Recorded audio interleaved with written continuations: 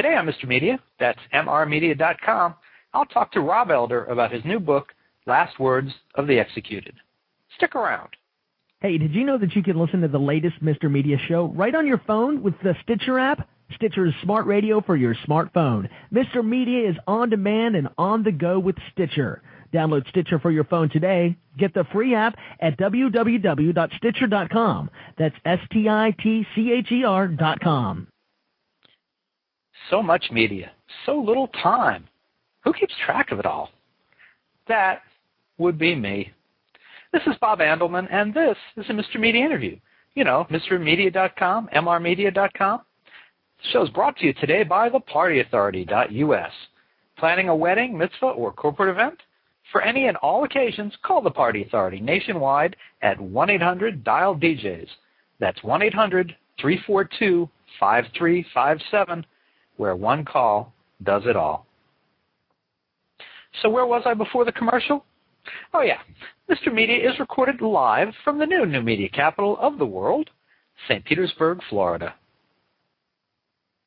I don't know that the world was bouncing on its heels, waiting impatiently for someone to finally collect the last words of men and women subject to the death penalty in the United States. But now that we have it, Robert K. Elder's last makes for a fascinating read. But don't take my words for it. The late great writer Studs Terkel, author of one of my favorite journalistic books, Working, and I read and carried it with me everywhere during my senior year of college, wrote the first words for Last Words of the Executed shortly before passing away himself. Here's what he said about it, in part. Elder is a journalist in the noblest tradition, getting at a certain truth, and the truth may come from the most ejected members of our society, the most reprehensible, and yet the humanity is still there.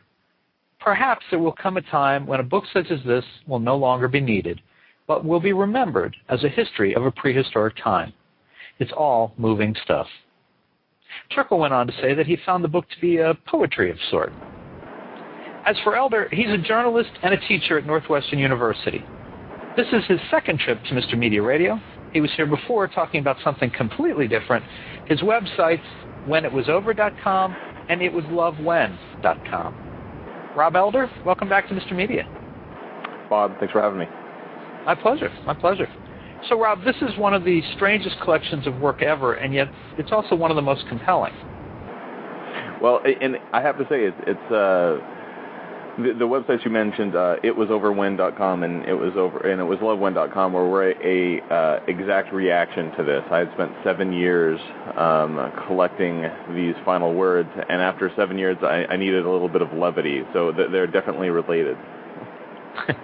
Yeah, I mean, there's not a lot of levity in here, although it does have its moments. I mean, I noticed that I could spin the book to, any number of pages and find something that you couldn't help but laugh at. Right. And I mean, there's a guy who's executed by firing squad, and he's asked for a last request, and he says, "Why, yes, a bulletproof vest." Right. And there are sort of literal examples of gallows humor in it. And if you add that to the fact that 4 people choose to use their last words on earth to cheer for their favorite football team, you get sort of the range of human experience in there. Well, I've got one in front of me. This was Stanley Tookie Williams, who a lot of people know as founder of the street gang, the Crips. The nurse was having trouble setting him up for lethal injection, and he finally said, "You doing that right?" It's just like, hey, I mean, it's not a funny moment, but it's a funny moment nonetheless. I mean, you can't. Well, it's a very human moment. I mean, that's the thing that sort of struck me going through all of these is you do get, as Studs points out, from the most outcast, reviled members of society, you do get these sort of, I don't want to say flashes of humanity because it's humanity all the way through, but you get these sort of flashes of insight about their lives and their personalities, which ultimately, because this is a non-political book, this is ultimately what drew me to it. Well, I wanted to ask you about that. I mean, so you did not come at this from any kind of political or religious point of view? No, not at all. And in fact, one of my assistants who worked on it with me had sort of assumed that there was one that was pre-existing, and as he sort of was working on the manuscript with me, finding historic last words and fact checking, he told me he expected that once he was done with the project, that he would come to some conclusion himself. And he said, it made me more confused than ever. And so it was never motivated that way, because I'm sure that there are people who will read this and use it to support their point of view one way or the other. Right. And I've already had different factions sort of upset with me for including different pieces of information that is either supportive of their point of view or not. I had some folks sort of pick a fight with me over, including the Rosenberg case, because for a long time that was a hot button liberal cause. And to me, anyway, it's pretty clear that they were guilty. Julius for sure, Ethel most likely. I mean, both of them received posthumous medals from the Soviet Union. And a lot of information has come out. So people were upset with me just for including that fact. You mean the Soviet Union doesn't give posthumous medals just for, being good people? Well, not that I have found, but the wealth of information that's come out, it's made a lot of people, look at that case again. And the same thing with, Sacco and Vanzetti. There was I think it was in 2005, a letterhead surfaced from Upton Sinclair, who had written what he called a 2-volume, documentary novel about that case. And he confessed to a friend that he had met with one of their lawyers who confessed to inventing an alibi for both of them. So again, I want to include, stories of people who may have been innocent and who were presumed innocent and probably were not. But really, that's sort of beside the point in the book.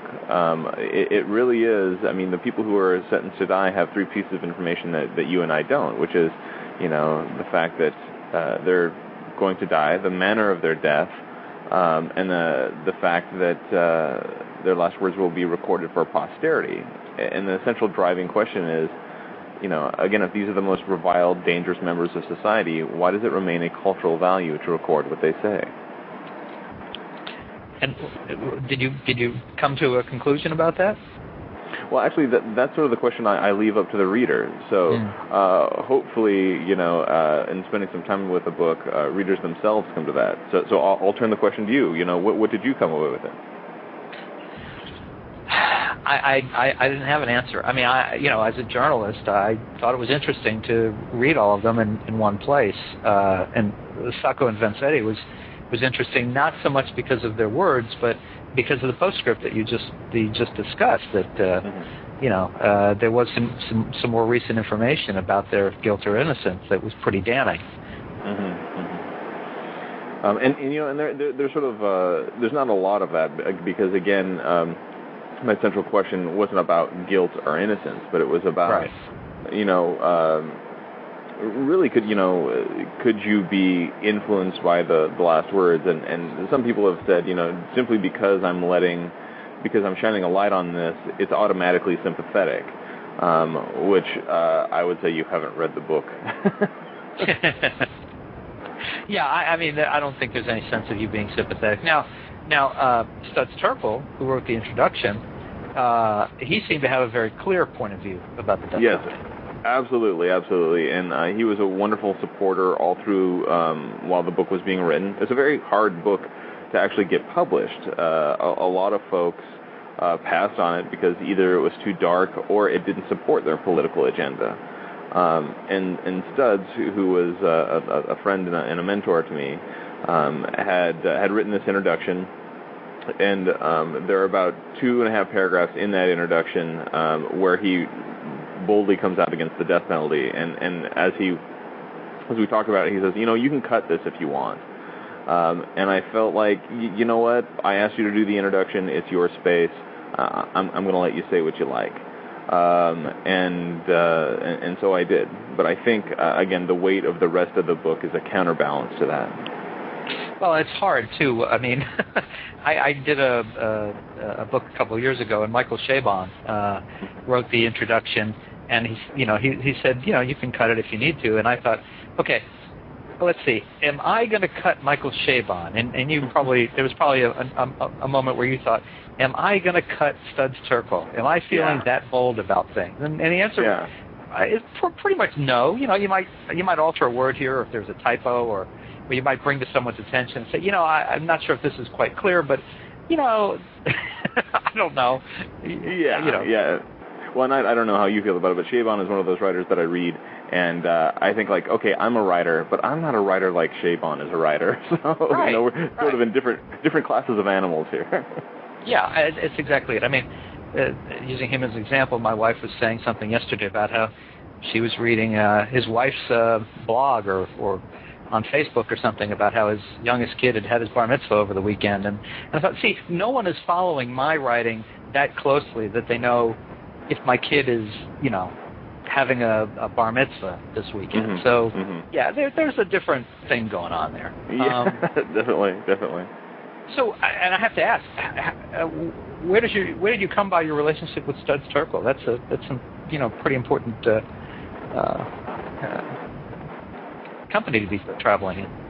Sure. Well, he's actually sort of two figures that entered my life that changed it immensely, and he was the second, and I interviewed him actually for the Milwaukee Journal Sentinel when I was an intern there. I had been traveling the country doing different journalism gigs, and I had seen that he had retired, and he had given his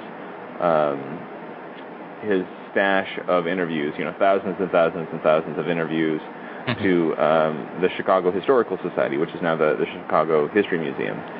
And so I campaigned to my editor. I said, listen, I think they had just released a lot of his audio interviews on tape, and I had just sort of been fascinated by them. And I said, let's just bring this guy through these stacks of interviews. And we did, and it was a wonderful, wonderful time, and it was a lot of sparring as well, because he is not, to say that he was not a very introspective person is not fair, but to say that he's a difficult interview is, because I would ask him, sort of a personal question, and he would use it as an example to spin off on a story. And I would, after, 2 or 3 times of that, and I'd spent the day with him, I said, Studs, you said that in this introduction to this book. Studs, you said that here. You said that here. and eventually he would say, I heard that one, have you? And we had this sort of wonderful sparring relationship, and after the piece had run, we just sort of kept in contact, and then we'd become friends, and when I applied for a job at the Chicago Tribune, he even wrote me a letter of recommendation. So it was one of these connections that I was lucky to have. As you were telling that story, I was thinking of a brush with fame that I had as a freshman in college at the University of Miami. It was the year Isaac Bashevis Singer won the Nobel Peace Prize for literature, and I was a freshman living in the dorm, and I read about him, and I thought, wow, he's right here in Miami. Gee, I wonder if he had any advice for a young writer. I was so bold and stupid, and I just picked up the phone, and he was in the phone book. It was so recent. And he answered the phone, and I talked to him then, and he said, feel free to call me back. And I called him again later in the year and a couple of years later, and it wasn't the same type of thing, but I was just thinking, there's sort of a time of innocence, too, that's kind of passed us by, where you could actually do that kind of thing. Well, and Vonnegut, actually, Kurt Vonnegut kept his name in the phone book for years, and would call up people until he totally got tired of humanity. But that was one of his things. And then it's actually funny you should mention that, because the other figure that had sort of changed my life that I mentioned was Ken Kesey, who wrote One Flew the Cuckoo's Nest. I had interviewed him when I was, it must have been a junior in high school. And he basically gave me this piece of advice that I've very much lived my life by, which is, don't wait for anybody's permission to become a journalist. you basically start now. You may not end up doing what you thought you'd be doing, but you'll be happy, and you'll be so far ahead of everybody else, it won't matter anyway. And I have to say, this, the most amazing advice, and it's been true. And Ken, all of his life, kept his name and address in the phone book. So he would have, people show up on his lawn and call him up all the time, which I always thought was generous and actually kind of risky. Now, having all these last words in one place, to return to the subject of the book, how do you think it'll be used? I mean, it's not necessarily, gee, I'm going to sit down and read this cover to cover like a novel. No, and you should not, unless somebody takes away your belt and shoelaces. You should not attempt to read it cover to cover. No. No, I mean, I really don't know how it'll be used. The way I came to the book is I had been watching a documentary with a girlfriend, and the documentary is by a guy named Steve James, who most of us know as the director of Hoop Dreams. And this was a later work called Stevie, and it's basically about, it's a very personal documentary about how Steve feels like he failed a young man named Stevie,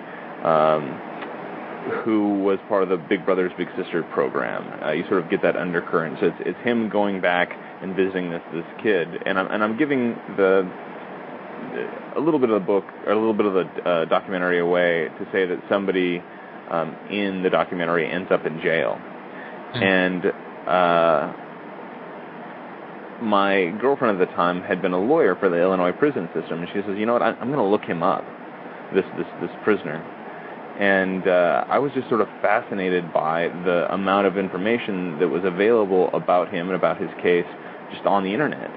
And she said, that's nothing, you should see Texas. And she sort of steered me to the site that is still up today, that has for each prisoner on death row, appeals, photos, descriptions of crime, last words, last meals, turn-ons, turn-offs. Yes. But I was just amazed at the depth of the site. And again, after sort of doing a little bit of poking around, I was appalled that there was no modern study of last words, because, it's part of the ritual. Then why doesn't it all exist in one place? And that was, one of the driving central forces. So I think it has some historical value. I think it has some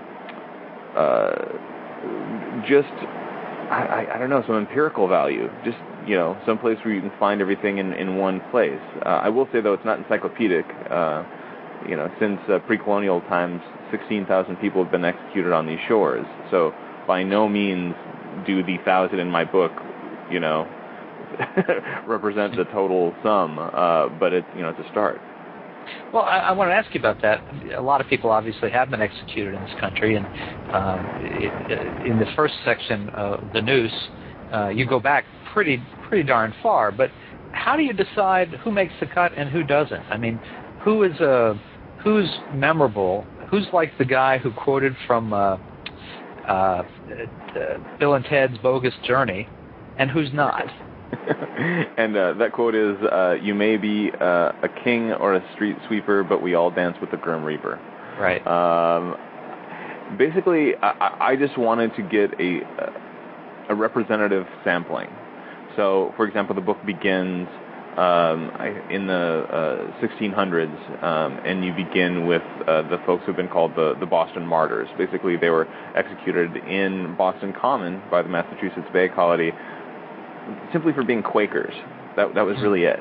They refused to stay banished, and they kept coming back and proselytizing. And so the folks who would be part of Boston, future Boston, executed them.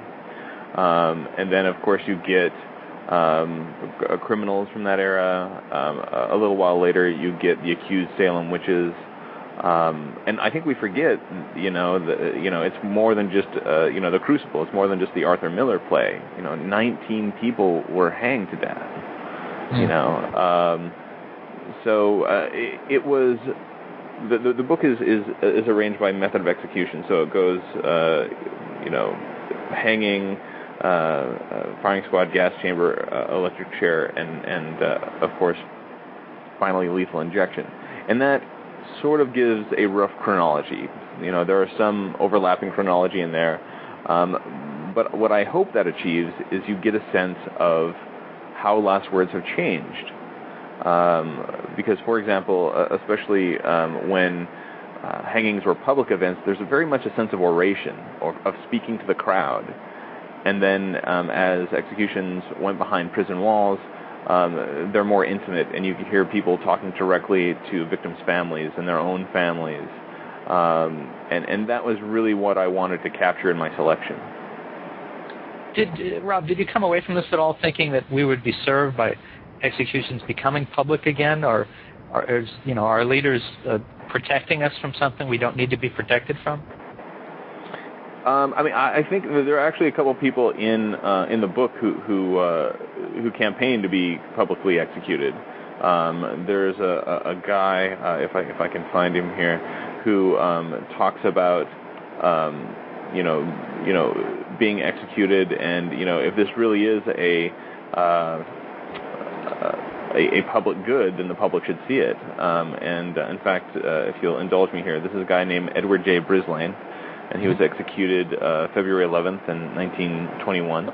And his last words were a written note to the sheriff. And he says, "Sir, is this a fair proposition? You have often been quoted as saying that public hangings would be a deterrent to crime. I disagree with you. I think that hangings, in public or in the secrecy of the county jail, are barbarous and obscene. And yet, for the benefit of the hypocrites who say they believe as I think you really do, what do you say to this? I am the next on the executioner's list. I go Friday unless the governor intervenes. I want all the people who are whooping it up for public executions to see an example, to see me go if I do. I don't think 5% of them will have the nerve to stick it out, but there will be less talk and more thinking afterwards.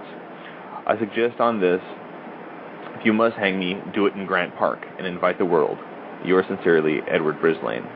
And those of your listeners who are not from Chicago, Grant Park is this giant city, or this giant park on the city lakefront, and it's in fact where Obama gave his acceptance speech, his inauguration speech. So you'd think a guy smart enough to have final thoughts like that would have been smart enough to stay out of whatever trouble he got into to put him in that situation, but it's never the case. No, and actually, I mean, that was the thing that is pretty amazing, is you end up with people who are very articulate and erudite, and then people who are subliterate.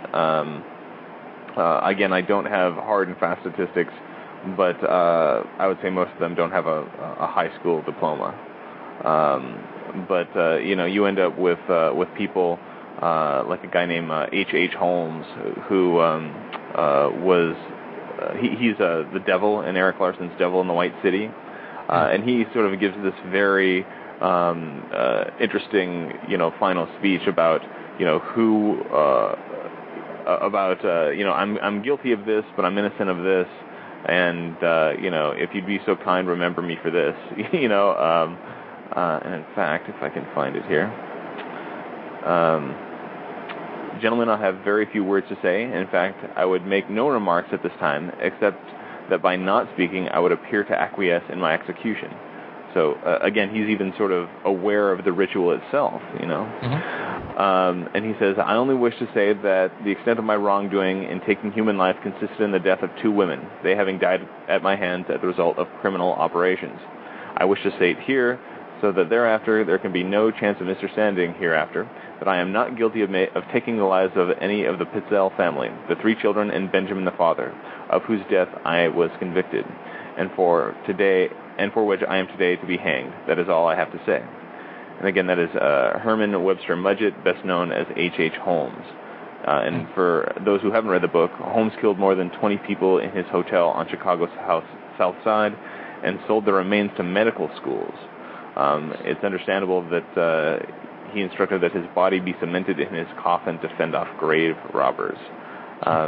He built his hotel to prepare for the Chicago's World's Fair, the 1893 World's Columbian Exposition, and many of his guests were also his victims. And again, Erik Larson wrote this just amazing book, Devil in the White City, all about that case. Now, have you heard from any of the families of victims of these men and women who've been executed, or have you heard from the families of any of the executed who were either happy or unhappy with your collection? No, and I have to say I expect to, because I did write with them in mind, because I include in some of the biographies, the format of the book is quote, and then name, date, state of execution, etc., and then sort of a bio. And not all the bios are about the crime. Sometimes it's about their lives. Sometimes it's about the media attention that their execution got. And so there are a lot of quotes from victims' families, some who are for and some who are against capital punishment itself. So I try to be sort of very even-handed in writing each of the entries.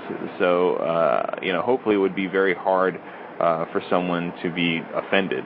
But again, I'm still very interested in hearing from them. In fact, during one of my interviews, I had suggested that there's this ritual, again, recorded by the state for the condemned to make a final statement, but there's no parallel ritual for their families or for the victims' families. And what harm would it do to make that part of the ritual? That way, everybody goes on the record, whether that's for or against, or that's angry or conciliatory, and they just feel included. And I do have to say that one suggestion got me in trouble with a lawyer who just said, you know what, you don't want to open that can of worms. That is their time, and that's the only time they can sort of speak without sort of retrying the case. And while I can see the legal argument for that, I still don't see the harm in it. Well, Rob, before we run out of time, I've got to ask you, you've done two wildly unconnected projects, Last Words of the Executed, this book we've been discussing, and then your websites, it was lovewhen.com and it was overwhen.com. I got to ask, what do you do after this? Well, actually, it was overwhen and it was lovewhen.com. Each get, in 2011, they each get their own books. We got a 2-book deal. In January, I'm actually releasing a book called The Film That Changed My Life, and it's me talking with 30 directors about the movie that made them want to become a director. So it's Danny Boyle talking about Apocalypse Now, and Kimberly Pierce talking about The Godfather, and Peter Bogdanovich talking about Citizen Kane. So I wrote that book in parallel with Last Words, just because I couldn't spend so much time on such a dark subject. But somebody had told me, and I agreed with them, that the through line, and I should actually find it because they wrote a letter to me, that the through line of my projects has basically been epiphany moments. And I think that's true. The thing that attracts me are these moments of discovery or of self-awareness, and you have that sort of across the board in all the projects that you've mentioned. Well, folks, first of all, I suspect we'll have Rob back again based on the types of works that he has coming up. But you can order Robert K. Elder's new book, The Last Words. There's no the. It's Last Words of the Executed, at great bookstores everywhere, or on MrMedia.com, mrmedia.com. And check out his websites. It was lovewhen.com, it was overwhen.com, and, of course, lastwordsoftheexecuted.com. You can also follow Last Words of the Executed on Twitter at LastWordsX, or on Facebook by searching the title of the book. Rob, always a pleasure to have you on, and look forward to having you back sometime soon. Bob, thanks again. My pleasure. Take care. All right, bye-bye. Bye-bye. And, folks, for more original interviews with your favorite journalists or website entrepreneurs, you can surf over to our main website, mrmedia.com, mrmedia.com. Subscribe to Mr. Media on iTunes, and you'll never miss a show. Just search Mr. Media Interviews from within iTunes and subscribe for free. You can also listen with a piece of string and a tin can in many locations. If you've got an idea for a guest, email me directly at bob@andelman.com. And you can follow me on Facebook or on Twitter, twitter.com/Andelman, or on Facebook, just search Mr. Media Interviews. Thanks so much for joining us today. Always appreciate you sharing a piece of your day with Mr. Media. Thanks for listening.